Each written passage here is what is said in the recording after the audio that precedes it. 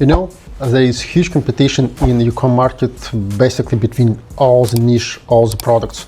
And if your product, your niche, has low competition, it is huge red flag, because probably your product doesn't have any demand on the market. So, and how to survive in this competition? Many players try to attract influencers, because influencers already have a lot of followers, huge audience, and they can help your product. But it is not always beneficial. And in order to understand, should we go to influencer at all or to specific influencer, we need to understand on the beginning, is it beneficial for our business or not? What is finance impact from this activity? When we are speaking about each sales channel, and influencer also only one sales channel from many, we need to remember one important metric: LTV over cost of acquisition. It means that in how many times our lifetime value, like our revenue from user, is higher than our costs for user. So, and in order to do it, first of all, we need to be sure that we can track this metric, that we can understand how many users, how many clients we have received from specific influencers.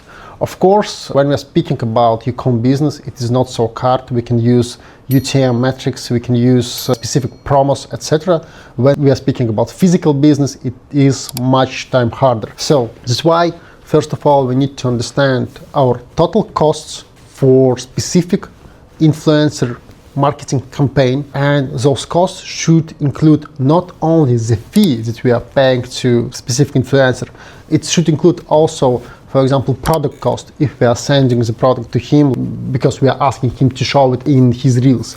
It also includes shipping costs, yes, because we need to ship this product, we need to deliver this product to him. It includes maybe some specific discounts and so on. So that's why we need to calculate all the costs, and then we need to understand how many clients came from this influencer, and then we can see cost of acquisition per client. And we can compare this cost of acquisition with other sales channels, with Meta, Google, TikTok, whatever. And if we see that, for example, this cost of acquisition user is cheaper or it is more expensive, yes, we can make some conclusion based on it, but it is not enough, because sometimes we can have much time more expensive clients, but those clients would be much time more loyal to our brand, or conversion would be higher, or average order value would be higher. So that's why we need to consider not only cost acquisition, but also lifetime value from those clients. So how often they buy your product, what is average order value purchase of this client. So, and then when we can see that yes, it works, so our LTV or cost acquisition is higher than 3 and better than our other sales channels, then we can scale this direction. But of course, if it doesn't work, it doesn't mean that we need to stop it immediately. We need to test several hypotheses on several markets with several sizes of influencers, because sometimes, I mean, all the entrepreneurs, they want to go to Kim Kardashian or some top stars, but we need to understand that higher number of followers equals higher costs. And sometimes some like small niche influencer who is working specifically in your niche of your product with, I don't know, 15,000 followers, he can have loyal customers. There would be huge conversion to buyers, and those buyers will have huge retention. So, and the cost of this advertising campaign wouldn't be so big.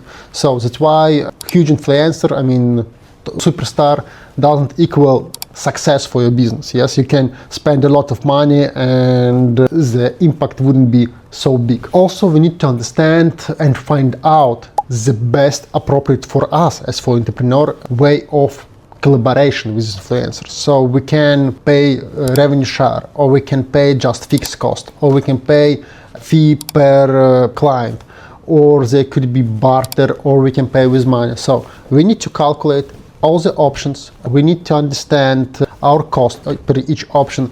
We need to understand possible number of clients from this specific influencer. We need to find out the best opportunity to us, and we need to offer this opportunity to all the partners with whom we want to advertise our product. And then if they have some counter offer, so we can calculate is it beneficial to us or not. But first of all, we need to understand what is the most beneficial approach to our product. Also, we need to understand, can we go to the same influencer several times? Because yes, we can have positive impact from the first campaign, but will it mean that if the same influencer will make the same advertisement for our product in 1 month, we will have as positive impact as we had before? So maybe not, maybe yes, but we need to understand that yes, he can have new followers, but this cohort of new followers would be smaller than the initial number of followers when we made the first campaign.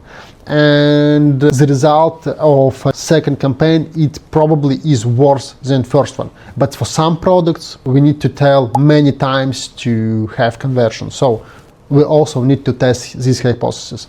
And also, if we are speaking about small niche markets, we need to think about cannibalization. So it means that we have many marketing channels, for example, Google or YouTube channel, something else, and we have clients from those channels. And when we went to influencer, it may be that our other channels will have smaller amount of clients because this influencer, he already cannibalized the market, the number of clients, and they came to us through them. Of course, in large markets, if we're speaking about US e-com market in general or global e-com market, so we most probably will not face this problem, but still it is possible. Okay, just to summarize, influencers are only the marketing channel, not more. And we need to assess them as marketing activity. We need to look at numbers, we need to look at possible return, we need to track all the impact, all the results from these channels.